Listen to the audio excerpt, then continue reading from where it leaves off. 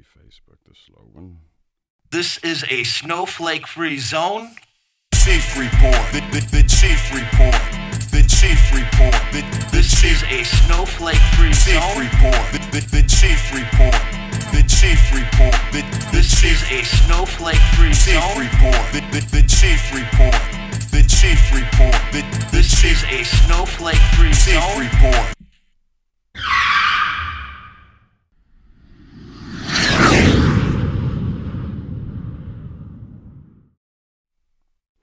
What's going on, everybody?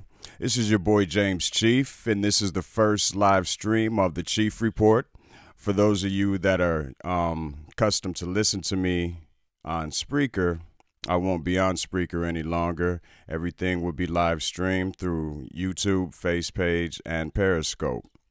So I have Trisha Flanagan on the line with me, and she's the unlucky person that is the beta test for my first live stream. So I hope everything goes well with this, and let's bring Trisha in. How you doing today, Trisha? Okay. Sorry about that, Trish. How you doing? Are you serious? For some reason, we're not hearing you, Trisha. And we just went through this earlier. I got it. Sorry about that. That's okay. And We I was just got you saying, now. you got me now. Oh, and I was just thanking you and saying that I consider it an honor to be your first guest on your new platform. So thank you. Well, I thank you. I don't think I would have wanted to be my first guest, but I thank you for having the courage to do it. 'Cause this is literally my first time using this software, but I'm sure it'll go well. I'm sure it will. So, how is everything going in New Jersey? How's your campaign going?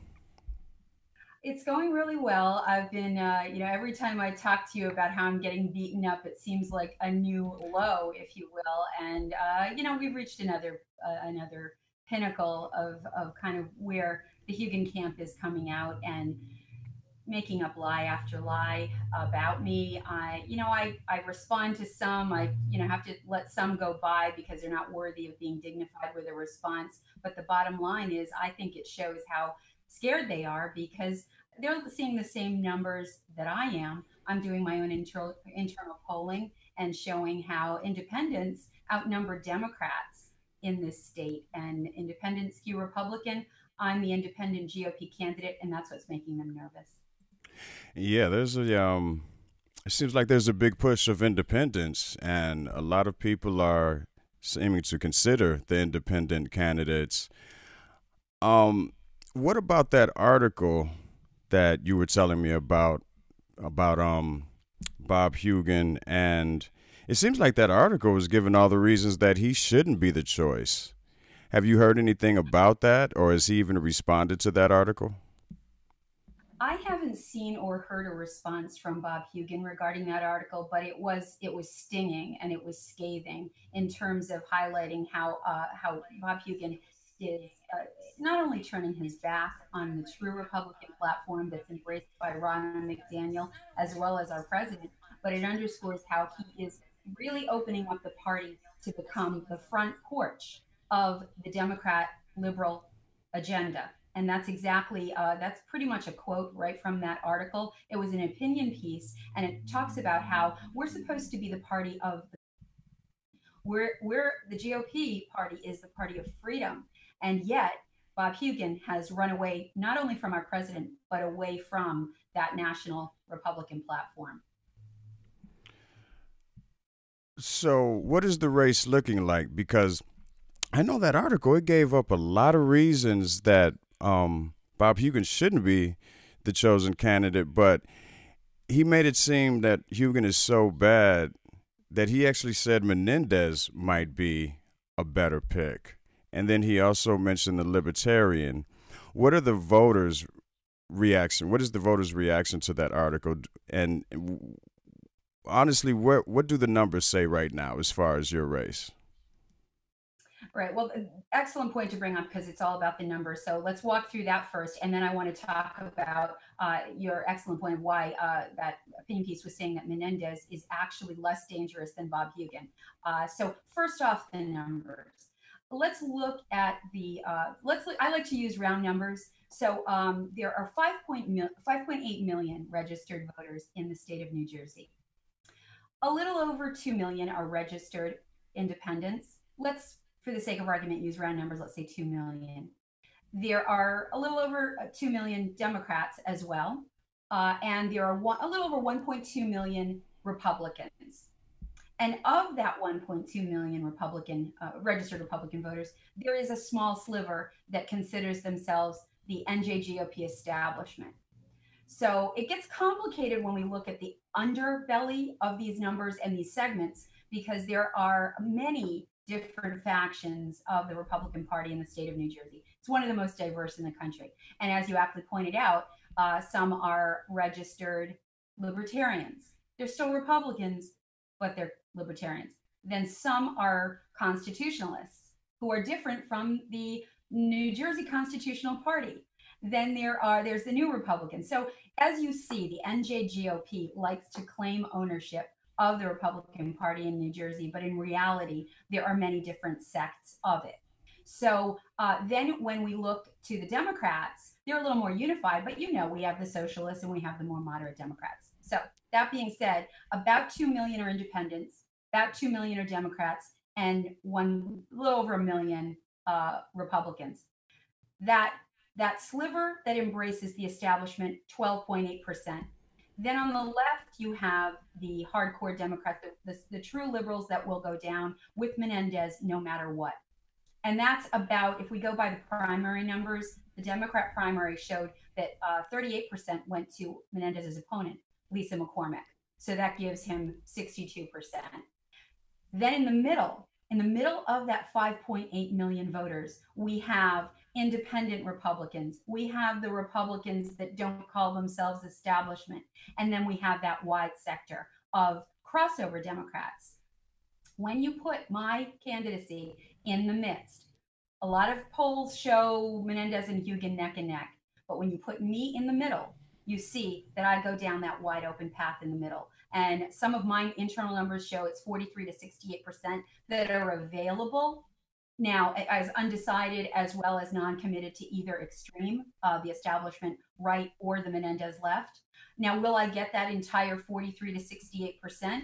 That's going to be the challenge, but that's the opportunity. And for either Menendez or Hugen to claim victory this early on, when we still have 74 days left to the election and that many wide open voters, it's anybody's game right now. Yeah, you're definitely right about that. It's way too early to call any winners, but naturally they're going to do that. Now, there's also been a lot, well, I won't say a lot of Hugen people attacking you, but there has been some Twitter trolls attacking you as far as saying that you didn't follow the rules when it comes to filing to be on the ballot. Now, you're running as an independent Republican, and that's because you saw what the New Jersey GOP was going to do as far as backing Hugen and trying to flush any other competitors on a Republican ticket out of the primary race. Can you explain to the people what you saw and why you decided to run as an independent Republican? And also explain to the viewers that you definitely did file your paperwork on time to be on the ballot, and how exactly you know that you did. Because I know me and you talked, and you iterated the fact to me that you went through the FEC to make sure everything was legitimate, and you even actually had gained enough signatures to be on the Republican ticket, but you pulled back at the last moment, and then you went and got all the signatures you needed to be on the independent Republican ticket. So explain to the viewers how that went down and exactly what it was that made you feel you weren't going to get a fair shake if you ran as a Republican during the primary. Sure. Yeah, and it is a complicated process. And the interesting thing is that the New Jersey Board of Elections is a different entity than the Federal Election Commission. And so when I went through that, I navigated that initial course to and originally intending to be the Republican, the establishment Republican nominee, I went down that path of getting my petitions signed, and so, I had you submit all of that finally to the New Jersey Board of Election when whatever petition you submit. So the Republican petition document is different than the independent uh, roster, if you will. So in getting out to about beginning of March, I clearly saw the writing on the wall. How in February I had spoken to the NJGOP chair and was told that the process is, well, we're going to wait and commandeer resources for whatever candidate will be chosen in the June primary. And within a week of having that discussion, every single county in the NJGOP announced their endorsement for Bob Hugin. Well, that's not letting the people decide. And so, in seeing how they were navigating their own course, and then when they came out and addressed the platform of the NJGOP that was in stark contradiction, in my opinion, to the national GOP platform, as well as the conservative national GOP platform that I embrace. I'm pro-life, I'm pro-2A, I'm pro-immigration reform. When I heard what Bob Hugin's platform was and how the NJGOP had already gone ahead and endorsed that, there was no way that I could support that platform. And I also saw that there was no way that anyone was going to challenge Bob Hugin. He was the ordained candidate. How can you do that? How can you win an NJGOP primary when every county has already committed their resources and committed their endorsement to the other candidate? So at that point, I broke away and had numerous discussions with some of the key party operatives, was completely transparent about my intent and pulled back. And just like you said, I then had to really scramble and get the other petition document signed, sealed, and delivered to the NJGOP by June 5th. So essentially, June 5th became my primary. Independents in New Jersey, they're actually designated as unaffiliated in the state of New Jersey. They don't have a primary. The only primaries are from the Democrat Party of New Jersey and the NJGOP. But every other petition is filed as, again, a petition of signatures. I submitted my documents, my petitions on time with the NJGOP on June 5th. I had 10% more than was necessary, and I filed that. I filed also with the Federal Election Commission for my committee to be filed as an independent. Now, where the independent Republican comes in is as a card-carrying Republican, I don't have to give up my affiliation as a Republican, as a citizen. And so with I'm running as an independent, as a candidate, and then I'm also a Republican, and I embrace the Republican platform. Just as I haven't seen Bernie Sanders' party card, his affiliation card, but he's an independent, and I suspect that still, he's obviously a Democrat, and I'm on the other side of the aisle, the independent Republican. So to answer your question, the bottom line is I filed my documents on time. The NJGOP does not like that, and they are attacking me for embracing the true conservative agenda and breaking away from their establishment stronghold. Wow, so they're pretty upset about that, huh? Clearly, Now, clearly. have you talked to? Really, Go ahead. I'm sorry. no, I'm sorry, because I just realized I also didn't answer the question. I wanted to circle back on why Bob Menendez is Sure. Some ways, they're the same side of the liberal coin, in my opinion, both Bobs. But why that article stressed, that opinion piece had stressed that Bob Menendez, if he wins, nobody wants that as a Republican. But when we look at the impeachment chant from the Democrats, and we see that witch hunt is being pushed by the Democrats, by Mueller. There was a great article in the Wall Street Journal about Mueller, and it was entitled "When Justice is Partisan." It's a scathing look at what the Mueller probe is trying to accomplish. And when you look at how Bob Hugin, in his own words, has said he endorses the Mueller witch hunt. He didn't use the word witch hunt, but it was the Mueller probe. And in that same tweet that Bob Hugin put out with his endorsement for the Mueller probe, that same tweet had Cory Booker's endorsement, if you will, because he was instrumental in putting that act together in Congress. So the bottom line is, no one would be surprised if Bob Menendez comes out and chants impeachment against our president. The Democrats are clearly going that way, but can you imagine the weight that it would hold if Bob Hugin were elected? He's already on the record as saying he supports the witch hunt, and now the headlines, as it said in that article, could potentially read, even President Trump's own party is pushing for his impeachment. That's the danger, as well as not giving conservatives a voice for that seat. Did you just say President Trump's party is pushing for impeachment as far as Republicans? No, what I mean by that, the headline, that opinion piece that Okay. that we were, Okay. the the uh, the writer was painting a word picture of, can you imagine what would happen if Bob Hugin got that seat, got Menendez's seat, and being a Republican, although he's a Republican in name only and embraces the liberal platform, he would still have that R next to his name, and the potential headline could read, even Trump's own party is pushing for Yeah. that. Yeah, I could see that. Yeah. And it really So wouldn't surprise me if that was to happen. exactly, and that's the danger. So, have you had any contact with the New Jersey GOP since all of this has been going on? The article, the personal attacks on you. Have you had any contact with them? And are they even, matter of fact, has the New Jersey GOP even come to you and said, wait a minute, we need to see your documents? We've been hearing that you didn't file on time, for instance. Has anyone other than some Hugin trolls said anything to you about the legality of you being on the ballot as an independent Republican?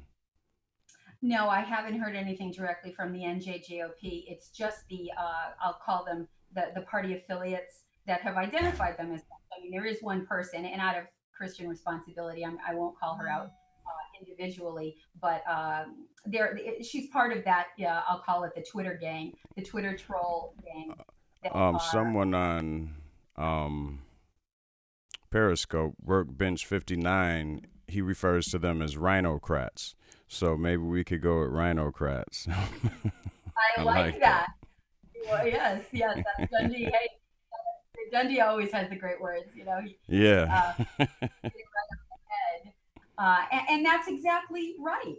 When we look at what's happening, and the fish rots from the head, right? So when I see these trolls on Twitter, look, Bob Hugin knows what's going on, and the fact that he hasn't come out and explicitly said that that's not the way to run a campaign, to make up lies, to try to attack my documents when they know clear well it's on Ballotpedia, exactly what my paperwork was filed as. Clearly, it was on time or it wouldn't be there. And I think that when we look at it in that context, and when we look at how we really need to call in Bob Hugin to control his rhinocrats. Yeah, that's the thing. He hasn't been saying anything. So that leads me to believe that, like with the attacks on you, when we were talking, I said, well, look, Trish, he can't come at you himself because then he looks like he's bullying a woman. So he sends one or two women at you to do these things and he stays silent. And that's not genuine at all. And I'm quite sure people understand that and see it. And, for him to not even step up and say, well, knock it off, or step up and say, well, I feel the same way as my trolls do. He doesn't do any of that. And I guess that's why you call him Silent Bob, right? Exactly. That's a trending hashtag right there, Silent Bob. And really, both Bobs are silent because neither one of them. I mean, Bob Menendez, I can understand why he doesn't say anything, because he's got to. He took the walk of shame. He has to be well aware that whatever he says is going to remind the public of how he was federally indicted for corruption. And then again, Bob Hugin, he's silent because he's got his own strands of corruption going on. And so, Bob Hugin has played the middle of the road. And to your exact point, it's really it's highlighting how he's the lukewarm candidate. We have so many critical issues coming up in the next legislative session that need to be fought for long and hard. And does anybody think that a lukewarm rhino or rhinocrat like Bob Hugin is, or corrupt Democrat is going to give us anything that we need legislatively? I think not. Now, have you tried to schedule a debate with either one of them or both of them? Because that's something that it seems like a lot of people are hiding from debates, especially incumbents. And Bob Hugin isn't even an incumbent. So, have you challenged them to a debate? Have any media outlets challenged the three of you to a debate? I have challenged both Bob Menendez and Bob Hugin publicly. My campaign has reached out to try to get the news sources to schedule a debate. I think that this should be showcased and highlighted. This is one of the most important races in the country. I haven't heard yet about anything that will be going on with any of the larger news channels, but my challenge stands. I have no problem coming out and publicly debating. I used to debate in college. I think I'll do pretty well. But I have not heard yet from either. But again, I will use this forum as yet another public challenge. Bob Menendez, Bob Hugin, game on. There you go. I love it. And you have a lot of support from Periscope. Um, People are really liking you. I saw one person say that if they lived in New Jersey, they would vote for you just because of the Silent Bob reference. So you definitely. Thank you for your kind wishes. That warms my heart. Thank you. Oh, there's another one, Hugan Knott. Ooh. So a lot of people really don't like Bob Hugan, and that's really amazing because he's so silent. I didn't even think many people knew about the guy, but I guess some people do. Um, let's let's switch gears a little bit. What do you think Jeff Sessions should do? This whole situation, to me, it's getting very out of hand. I don't like to see um, private grievances, especially with business, be aired out in the public.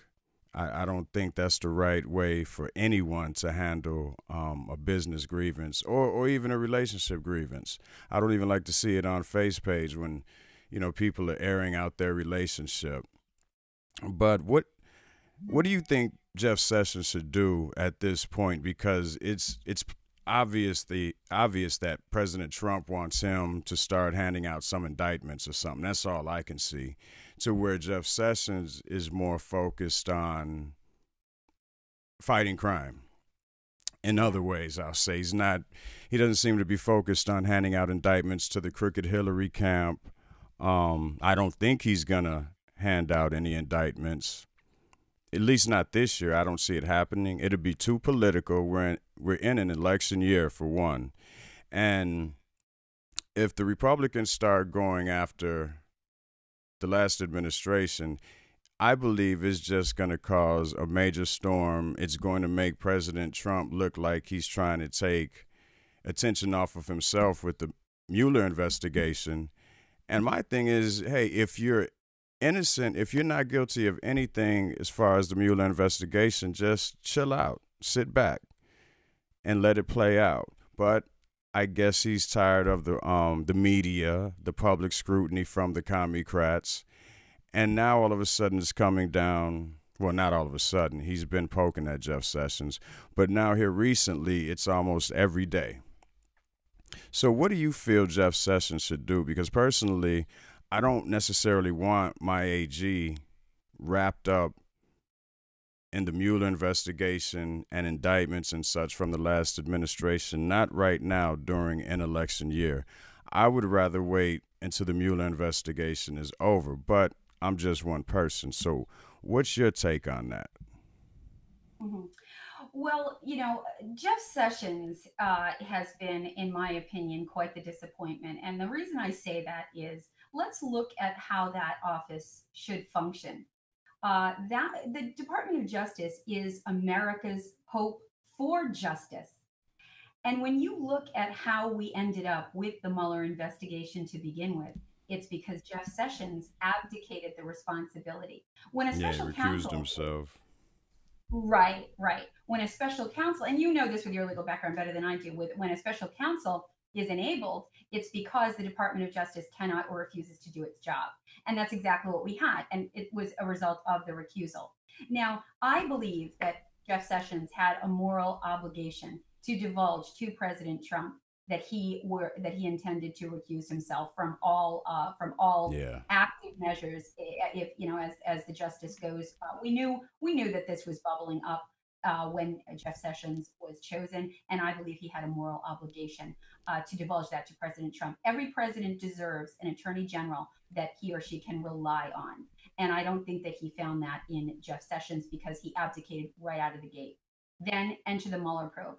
Now, Mueller is himself a rhino.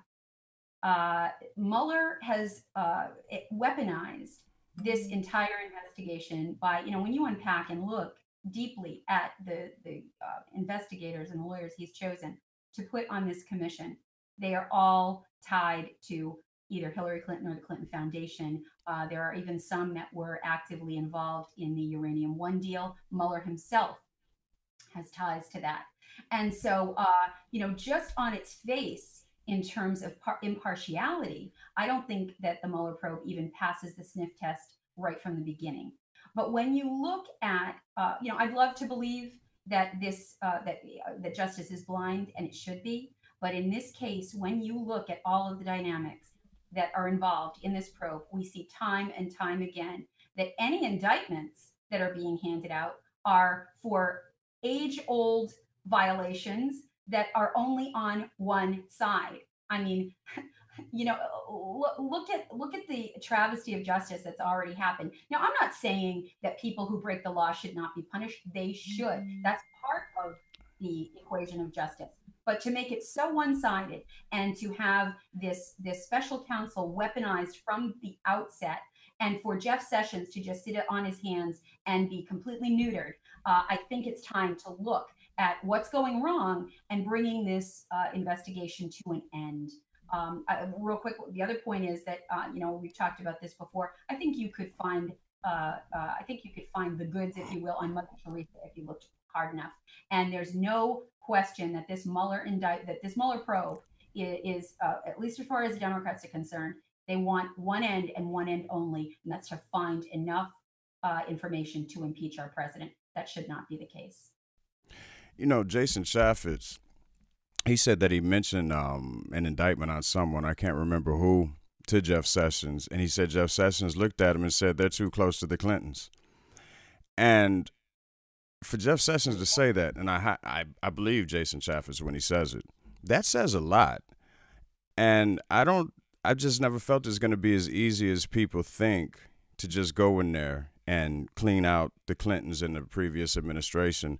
Wayne Dupree brought up something that President Trump himself said shortly after getting in the White House. He said, nobody go after the Clintons. They've been through enough already. Now, he said that himself. And now that the heat is on, and no one get me wrong, I love President Trump. I'm glad that he's our president, truly glad. I thank God for that. But at the same time, I think we all need to pump our brakes because, again, early on before the heat was on, he said, no one go after the Clintons. They've been through enough already. And you fast forward to where we are now, and Jeff Sessions is a horrible AG, and it's like, well, wait a minute.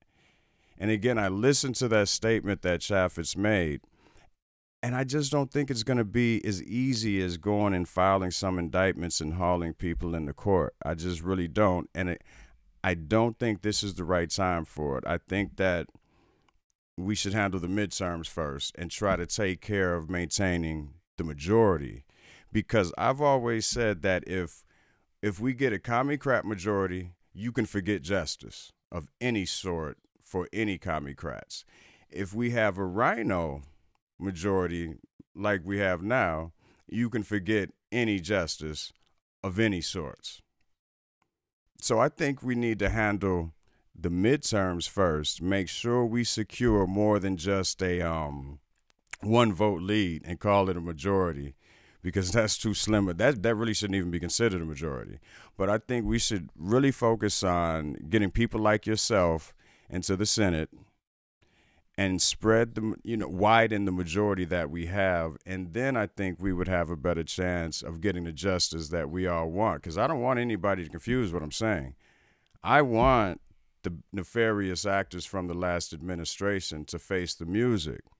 But I also want it to be done correctly because I don't want to see 2, 3 years from now the same disappointment that we had from the Comey investigation.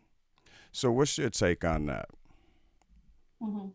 Well, I completely agree with you that we need what I call a MAGA majority. And I think that that will put this to rest once and for all. So, what I want is justice across the board. And I do think that, justice has to be served or it is injustice at all.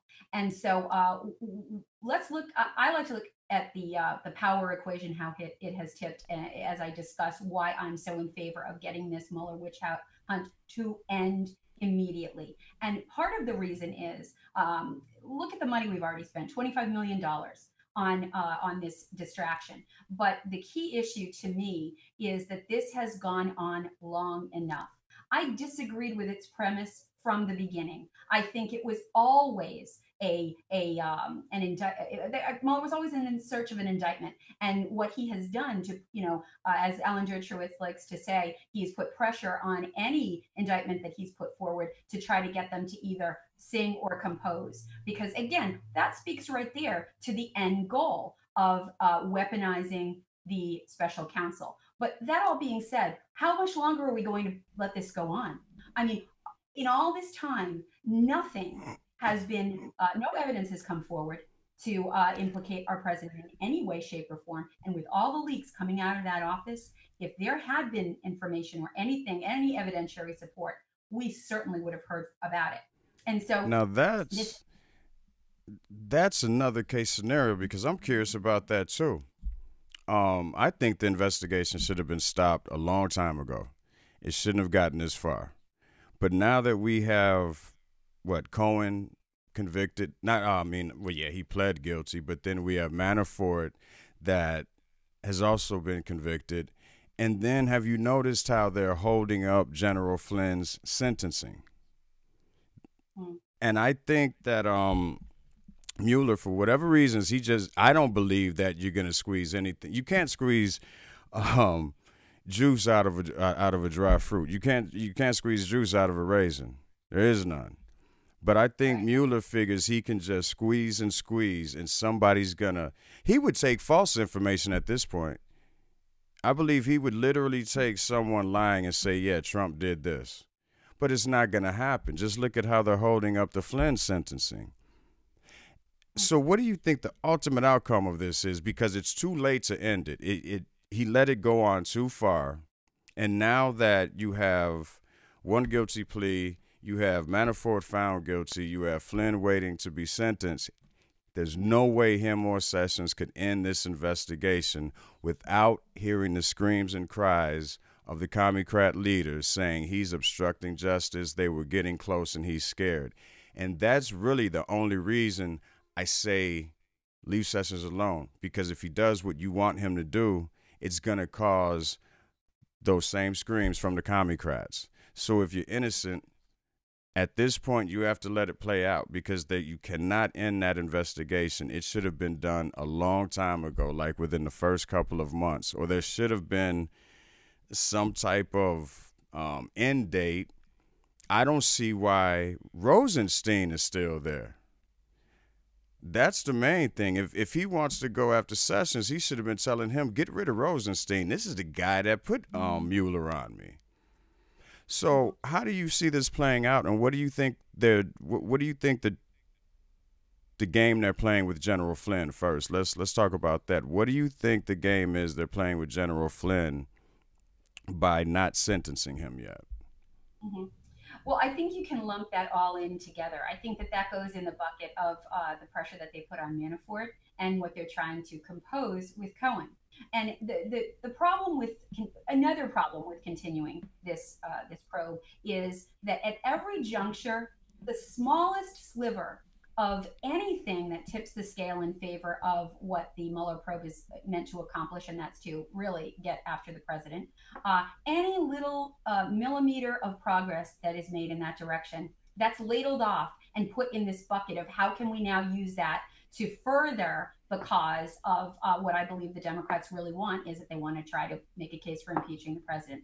So here's the issue, and you brought up, I think, a very salient point, is that if this investigation is going to go on its own rails, and again, let me be clear, I've been against that from the beginning. But if that's what's going to happen, and if Mueller is going to keep seeing how much mileage he can get out of this with no end in sight, well, then the only counterpunch to that is to get the MAGA majority in the Senate and in the House of Representatives that we've been talking about.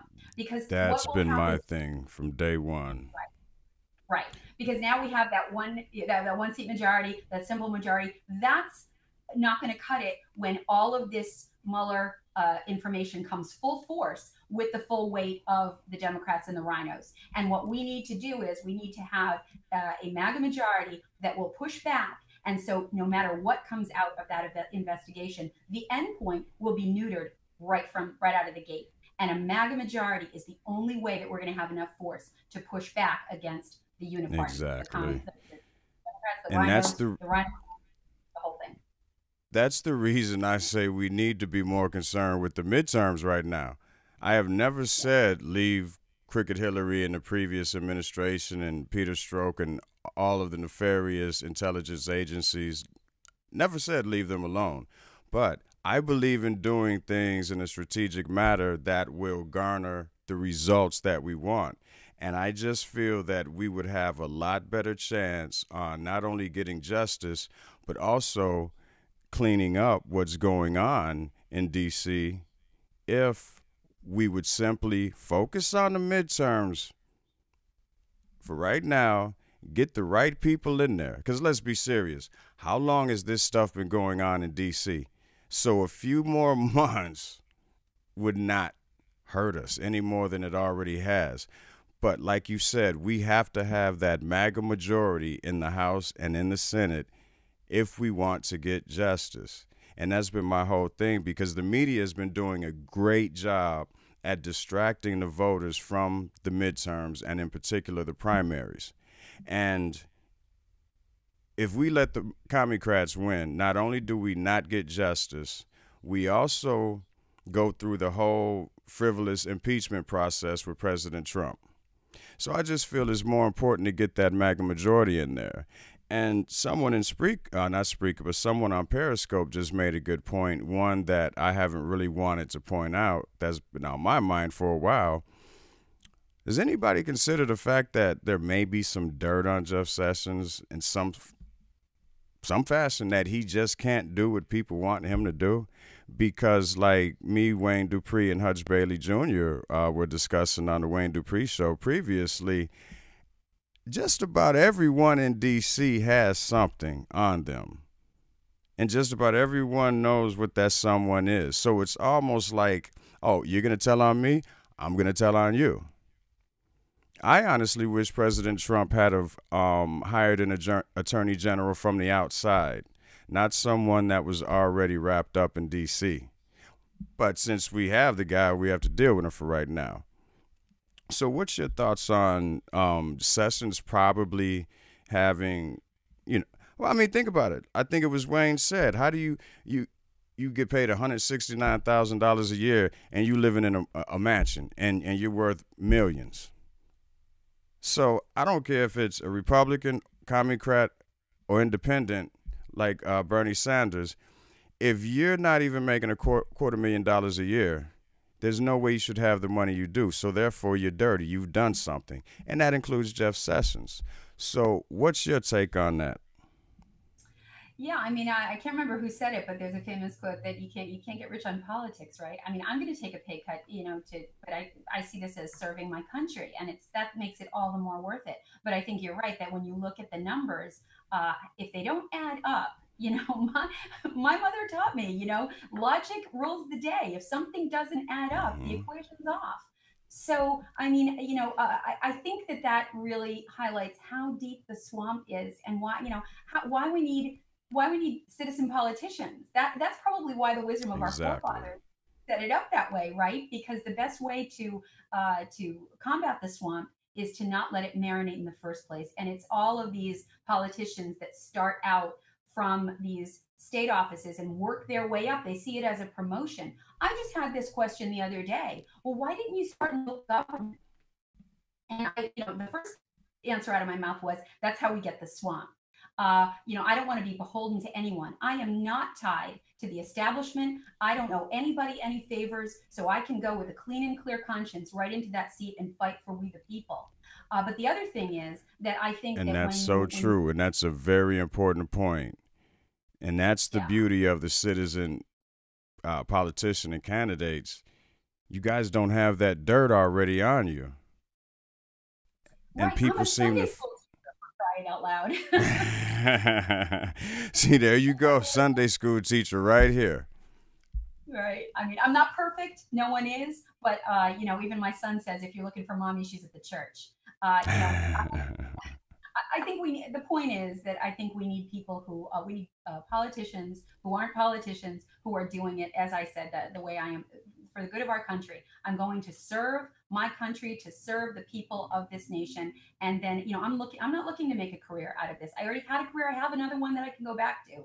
And I think that that's critically important to make sure that we get the swamp fully drained. Yeah, because I don't think we're gonna get at least the DC swamp. I don't think we'll get it drained unless we have citizen politicians in there. I mean, I don't think anybody can convince me that the swamp will be cleaned if we don't get the lifers out of there. Because again, if you're not even making $250,000 a year, but you live in a mansion, I don't care what party you're a part of or how nice of a person or what your record shows, you have something on you which keeps you from doing your job. And I don't think Jeff Sessions is any different. And I think that's overlooked by a lot of people. There's a difference between not doing what you want to do and not doing what you can't do. And I think Jeff Sessions is in that in the latter, not doing what he can't do, because he has to have something on him. Who in DC doesn't? Right. I mean, that's part of the problem. And I think that that's Yeah. why you see such vitriol thrown at President Trump, because he's not perfect either, but he didn't marinate in that same DC swamp. And I think Right. that he threatens their power structure, right? And they want to keep a stronghold on their power, on their establishment power. But I think the people are. We woke up. Everybody. 2016 was the moment when we said, you know what, it doesn't have to be that way. And I hear that in New Jersey. I hear that from the independent Republicans, from crossover Democrats, and from the Republicans that are tired of the establishment way of doing things. We're here and we're going to be heard. Okay, now let's switch gears a little bit back to the Commie-crats. I'm hearing two different things. On one poll is say that immigration is the most important issues voters are concerned with, and then I'll see another poll and it'll say no, healthcare is the main issue that voters are concerned with. And personally, I don't get I don't get caught up in how many Republican voters and how many Democrat voters, because healthcare and immigration to me is a nonpartisan issue. But we both know that the Commie-crats are running on single-payer health care. And the problem I have is this. A lot of people laugh at the Commie-crats and say, oh, they have nothing to run on. They have nothing to run on. But since they've been at home for vacation, they've been pushing single-payer health care in their districts very hard. And what worries me is the Republicans don't have a counter narrative. So it's almost like, what are the Republicans running on? I don't see them talking about health care or immigration. Now, naturally, since the death of Molly Tibbetts, oh yeah, they're going to talk about immigration as soon as all of them get back. And that's one thing that really pisses me off. It seems the media and politicians use these victims to push their agenda. Because I feel like this: if you're going to be talking about immigration, illegal immigration or legal immigration, if you're going to use a dead woman as the poster child, then don't stop talking about immigration when the media lets it phase out. because that's what these politicians do. And then another young woman gets killed and they come right back with it. This is why we need illegal immigration. So before we do the single payer health care, let's talk about that. How the narrative of illegal immigration is picked up, then it's dropped. It's picked up and then it's dropped. And yet and still, we have no type of immigration reform. What are your thoughts on that? Hmm. Well, this is an issue that I stand firmly on in terms of fund the wall, build the wall. It's never been more important. I come at this from a slightly different perspective as a mother of three, and I have a daughter who is going to college next year, and this hit so hard on my heart when Molly Tibbetts was found killed by an illegal alien who should never have been here in the first place. And the issue that I am so passionate about is that guess what? 100% of crimes committed by illegal aliens will be avoided when we pull our immigration law to the right place, when we build the wall, when we fund it, and we make sure that there are no illegal aliens in this country. I am not saying that illegal aliens, by definition, commit crimes, but what I am saying is that by definition, 100% of the crimes that are committed by illegal aliens will be stopped when there are no more in the country. That's just a fact, it's math, and it's reality. And I am so, like you, I am so disgusted with politicians that bring these issues up and then do nothing about them. I am committed to making sure that our president has the support that he needs with a MAGA majority to make sure that the wall is funded, the wall is built, and immigration law is reformed, because there is nothing that is more important than saving the lives of our children. Who in the world could argue with that? And again, not every illegal immigrant commits crimes against children, but let's look at Philadelphia. That horrific piece of dirt that was saved by the sanctuary city that is Philadelphia. That an immigration detainer was issued on this guy that was released from prison and raped a 5-year-old child.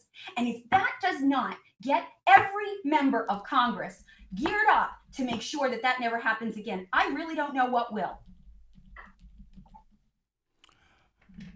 Yeah, you're right. I was just typing something and I heard your emotion. I looked up at the screen like, wow, was that Trisha?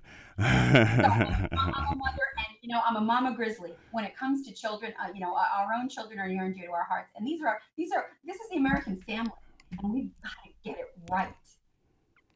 Yeah, because it's also not right to the families of these victims, whether it's Molly Tibbetts' family or Kate Steinle's family. It's not right how these things just seem to run in media cycles and then they stop them. It's not fair to the American people. Like I've been seeing people on Periscope say, illegal immigration costs our economy a lot of money, and we're not doing anything to stop that. And it's not just the commie-crats. It's the rhino-crats as well. I love that word. I do too.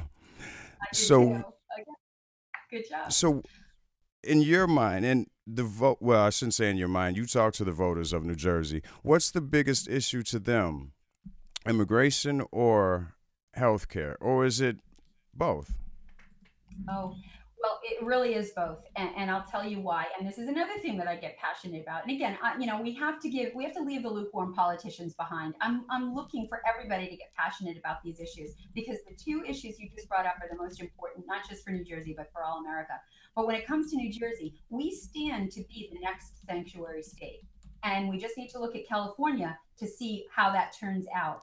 And again, I want my kids to live here and thrive here, and I want to make sure that we don't go down that road. So illegal immigration has to be solved for that equation to be solved in its entirety. But then when it comes to healthcare, I mean, you mentioned how Democrats want single payer healthcare, but you know what? Republicans in name only, the rhinos, the rhinocrats, they want single payer also. They just want the decision to be in the hands of single payers of insurance companies.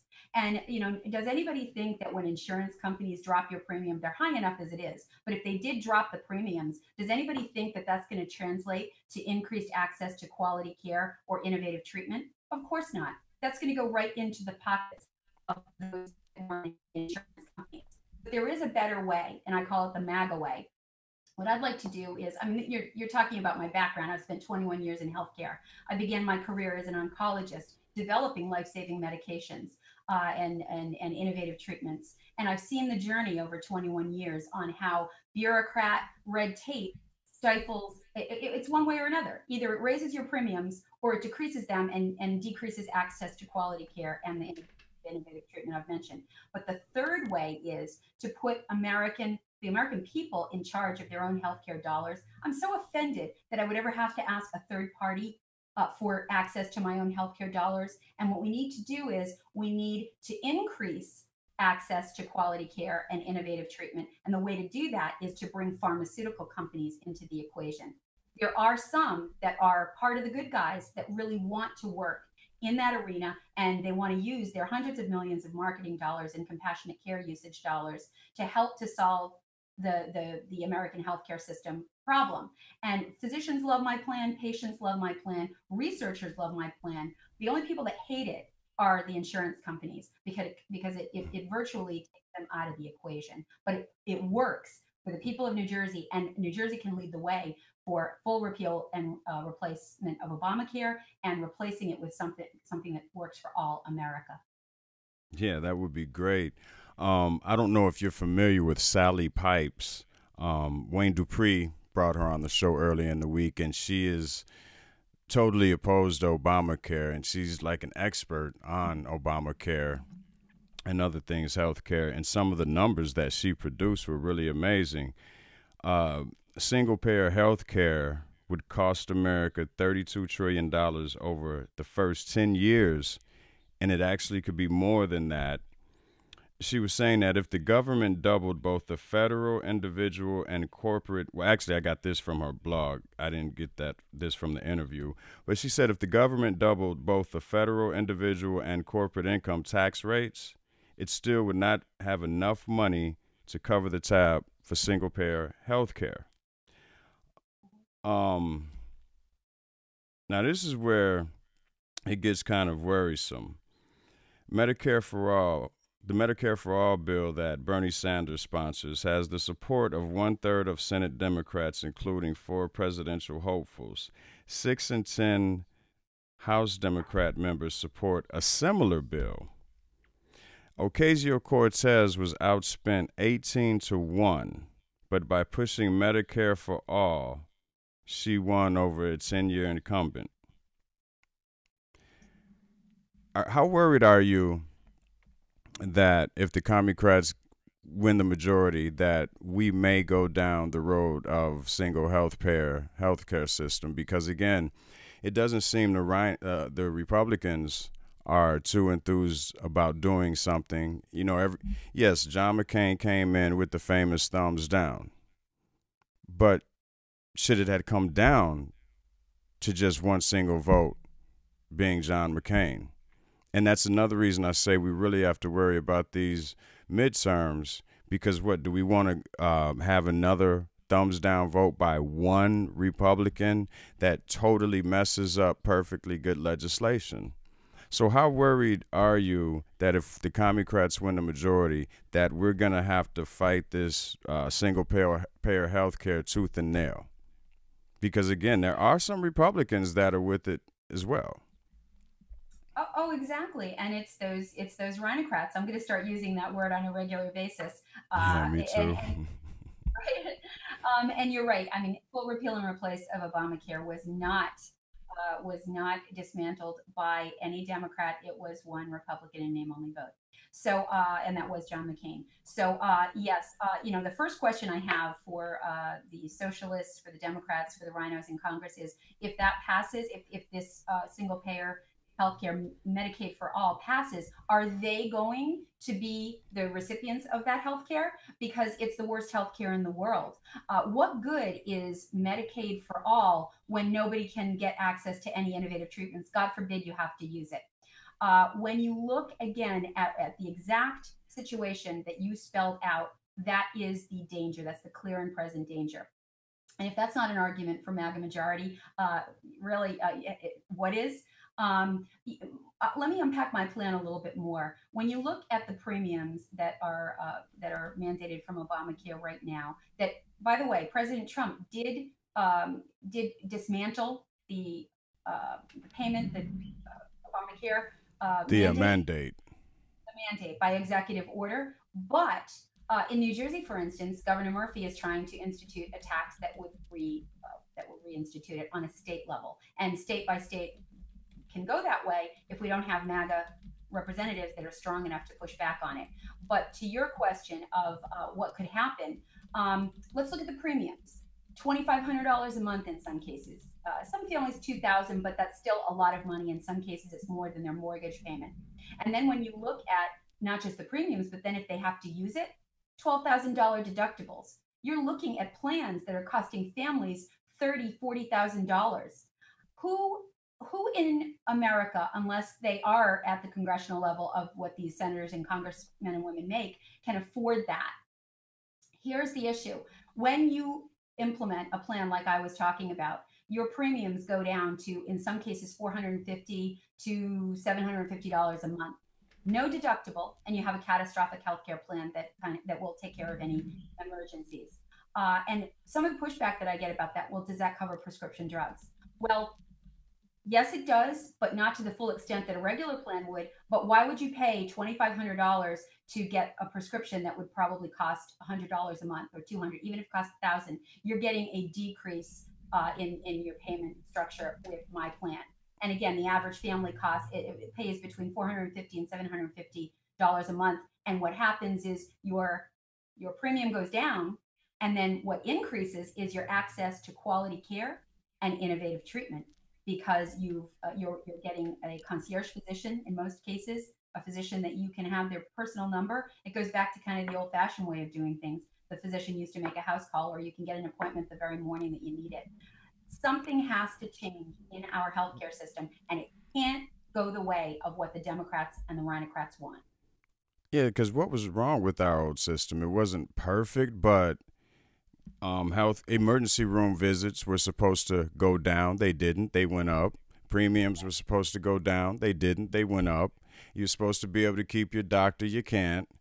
People go in with broken bones, and the doctor or nurse comes in and says, oh, well, your health care doesn't cover this. You're going to have to go elsewhere. What happened to the clinics that when I was a kid, a lot of people went to the clinic. They didn't even go to the emergency room. So other than just trying to drive us to become a socialist society, which is all I can see, was there anything really wrong with our healthcare system that we had to be put under the strains that we are now? Because they were trying to, Obama was trying to say that it was, oh, they won't cover pre-existing conditions. And when you look at the numbers, that was like such a small percentage of people that were going through that. And then there were other things that they can do. They were saying that, oh, well, this will insure the uninsured.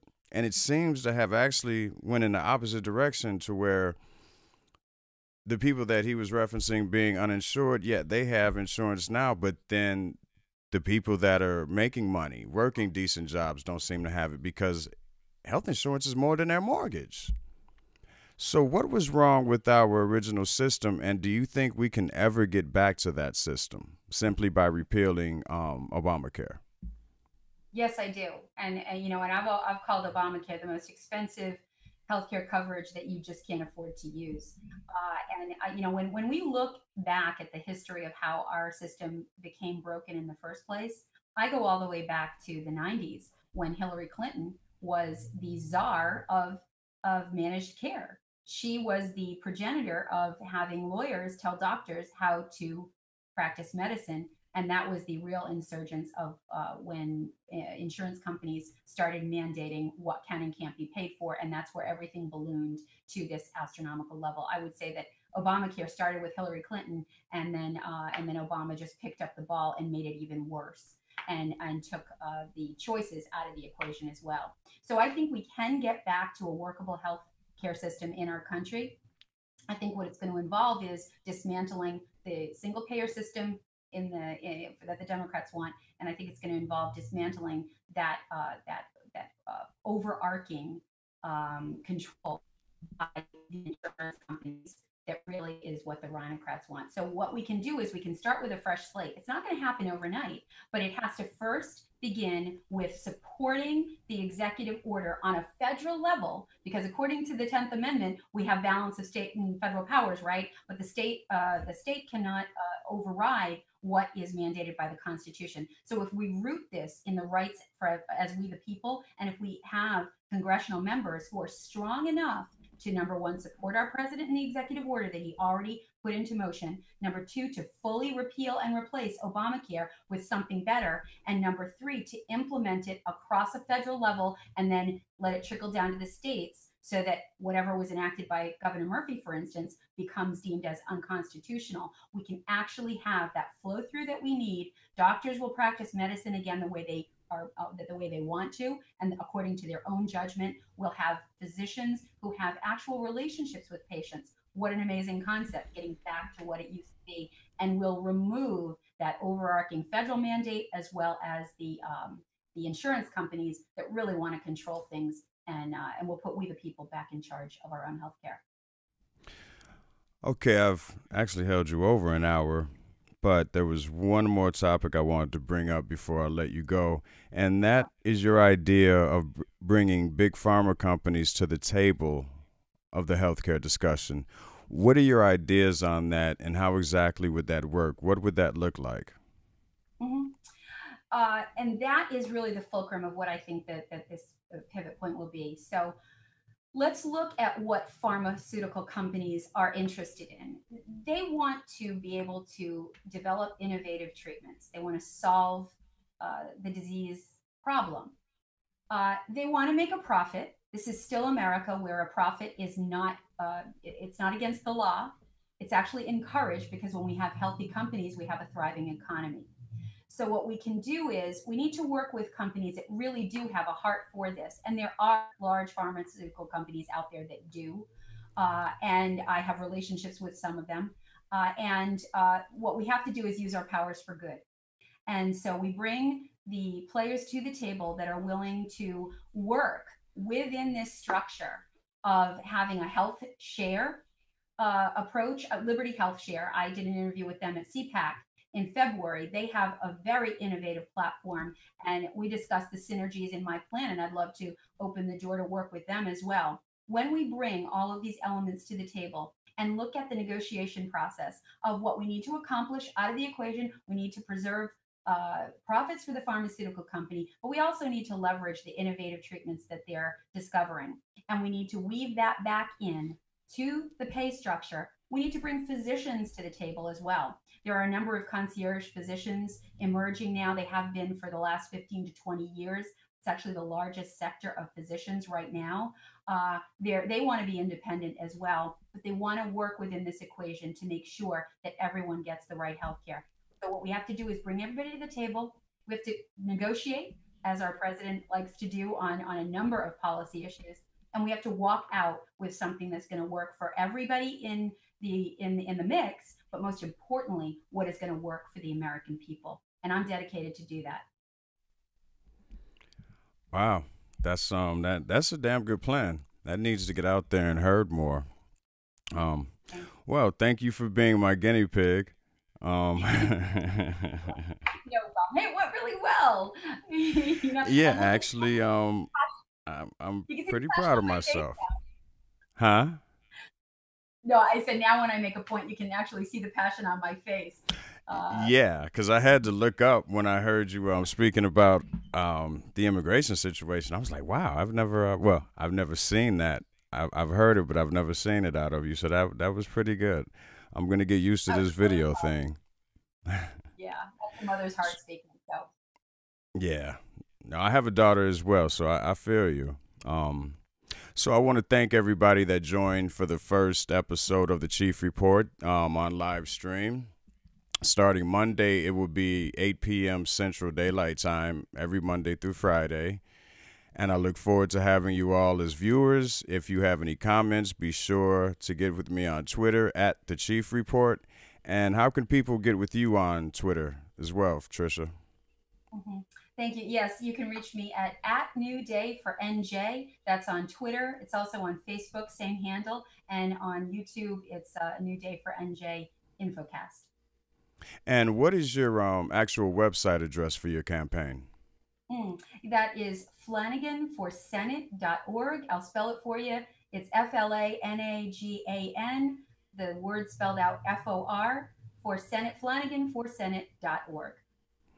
And when you're back on Wednesday, I promise I'll have those banners already made, so I won't have to have you spell things out as if we're on audio only still. No worries. I look forward to it. Thanks. All right. I want to thank everyone. Oh, yeah, at least they waited till the show was almost over to call my phone. I want to thank everyone for joining, and everyone have a safe and blessed weekend. And I will see you all Monday at 8 Central. And be sure to check out the Wayne Dupree Show this evening at 6 Central. If I'm not mistaken, Alex Jones is going to be the guest. Wayne Dupree always has great shows, especially when he has interviews. So I think you guys will enjoy it, especially seeing what Alex Jones is going through. So look forward to seeing you guys there, and also seeing you back here Monday. Have a great weekend. Stay safe, and God bless. This is a snowflake-free zone. Cheef Report. The Cheef Report. The Cheef Report. This is a snowflake-free Cheef zone. Report. The Cheef Report. The Cheef Report. This is a snowflake-free Cheef zone. Report. The Cheef Report. The Cheef Report. This is a snowflake-free Cheef zone. Report.